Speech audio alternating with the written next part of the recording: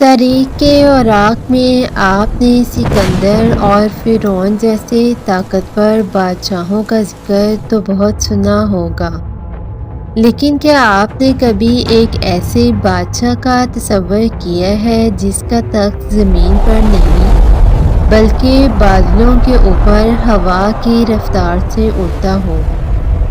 ایک ایسا فرما نروا جس کی فوج میں صرف انسان نہیں بلکہ خونخوار جنات، درندے اور پرندے بھی دست بستہ کھڑے ہوں، جس کے ایک اشارے پر سمندر کے سینے چیر کر ہیرے نکالے جاتے ہوں، اور جو چونٹی کی سرگوشی کو بھی میلوں دور سے سن لیتا ہو۔ دل تھام لیجیے، کیونکہ آج ہم آپ کو ایسی پراسرار اور عظیم الشان سلطنت کے سفر پر لے جا رہے ہیں جن کی مثال نہ تاریخ میں کبھی پہلے ملی اور نہ قیامت تک مل سکے گی۔ یہ داستان ہے اللہ کے اس جلیل القدر نبی کی، جن کی مٹھی میں ہواؤں کا کنٹرول تھا، حضرت سلیمان علیہ السلام۔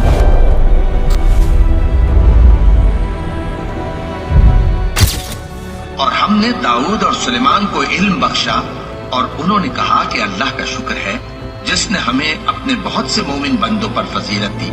اور سلیمان داؤد کے قائم مقام ہوئے اور کہنے لگے کہ لوگوں، ہمیں اللہ کی طرف سے پرندوں کی بولی سکھائی گئی ہے اور ہر چیز عنایت فرمائی گئی ہے، بے شک یہ اس کا خاص فضل ہے۔ اللہ نے سلیمان علیہ السلام کے لیے ہوا کو مسخر کیا اور جنات کو ان کے تابع کر دیا۔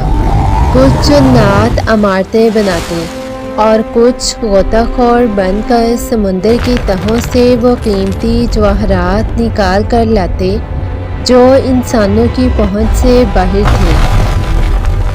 اور جنوں کو بھی ان کے زیر فرمان کیا۔ یہ سب عمارتیں بنانے والے اور غوطہ مارنے والے تھے، اور کچھ دوسروں کو بھی جو زنجیروں میں جکڑے ہوئے تھے۔ ہوا کو آپ کے لیے اس طرح مسخر کر دیا گیا تھا کہ جب آپ کہیں سفر، سیر و تفریح یا جہاد کا ارادہ فرماتے تو ہوا کو حکم دیتے۔ آپ صبح کو بیت المقدس سے استخر پہنچ کر کھانا کھاتے اور شام کو وہاں سے کابل کا سفر کرتے۔ ماہرین کے مطابق دمشق اور استخر کے درمیان 1 مہینے کی مسافت ہے، اور استخر سے کابل بھی 1 مہینے کا راستہ ہے، جسے یہ تخت ہوا کی تیزی سے گھنٹوں میں طے کر لیتا۔ حضرت سلیمان علیہ السلام کے زمانے میں ایک دفعہ لوگ سخت قحط میں مبتلا تھے۔ حضرت سلیمان علیہ السلام اپنے اصحاب کے ساتھ بارش کی دعا کے لیے باہر نکلے تو دیکھا کہ ایک چونٹی ایک ٹانگ پر کھڑی دعا مانگ رہی تھی۔ اے اللہ، ہم بھی تیری مخلوق میں سے ہیں، تیرے فضل و کرم کے سوا ہمیں کوئی چارہ کار نہیں۔ یہ سنتے ہی آپ نے اپنے ساتھیوں سے فرمایا، واپس چلو، ایک چیونٹی کی دعا سے اللہ نے بارش برسانے کا فیصلہ کر لیا ہے۔ ایک دفعہ حضرت سلیمان علیہ السلام نے ایک چڑے کو چڑیا کے گرد چکر کاٹتے دیکھا تو آپ نے اپنے ساتھیوں سے فرمایا کہ جانتے ہو یہ کیا کہہ رہا ہے؟ یہ کہہ رہا ہے کہ مجھ سے شادی کر لو، دمشق کے جس بالا خانے میں چاہو گی میں تمہیں رکھوں گا۔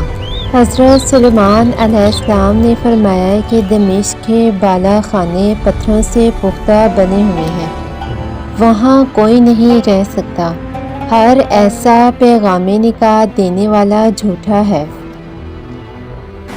ایک دفعہ حضرت سلیمان علیہ السلام کا دربار لگا ہوا تھا۔ آپ نے پرندوں کی مجلس کا جائزہ لیا تو دیکھا کہ ہدہد موجود نہیں۔ حضرت سلیمان علیہ السلام نے فرمایا کہ مجھے کیا ہوا ہے کہ میں ہدہد کو نہیں دیکھتا، یا وہ واقعی مجلس میں حاضر نہیں ہوا۔ میں اسے سخت سزا دوں گا یا ذبح کر دوں گا اگر میرے پاس کوئی مستند خبر نہ لایا۔ کچھ ہی دیر بعد ہدہد اڑتا ہوا آیا اور کہنے لگا، میں وہ بات دیکھ کر آیا ہوں جو آپ نے نہیں دیکھی۔ میں شہر سبا سے ایک یقینی خبر لایا ہوں۔ ایک جنوبی ایشیائی عورت ان پر حکومت کرتی ہے اور وہ سب کچھ رکھتی ہے جو بادشاہوں کے پاس ہوتا ہے، اور وہ سورج کے سامنے سجدہ کرتے ہیں۔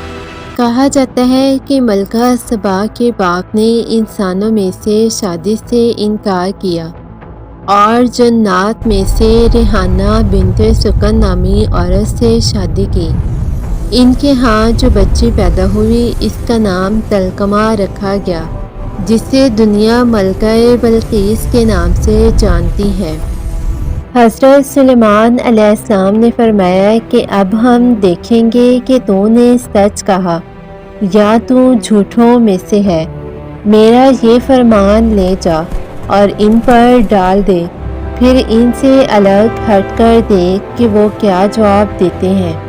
جس میں لکھا تھا کہ اللہ کے نام سے جو بڑا مہربان نہایت رحم والا ہے۔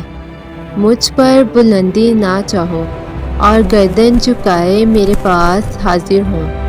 ملکہ نے سرداروں سے مشورہ مانگا۔ سرداروں نے غرور سے کہا کہ ہم طاقتور اور جنگجو ہیں، مگر فیصلہ آپ کے ہاتھ میں ہے۔ ملکہ نے حکمت سے کام لیتے ہوئے تحائف بھیجے، لیکن حضرت سلیمان علیہ السلام نے تحائف ٹھکرا دیے اور فرمایا کہ جو مال اللہ نے مجھے دیا ہے وہ تمہارے مال سے بہتر ہے۔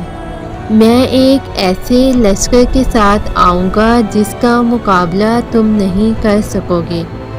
ملکہ بلقیس نے آخر کار اطاعت کا فیصلہ کیا اور آپ کی طرف روانہ ہو گئی۔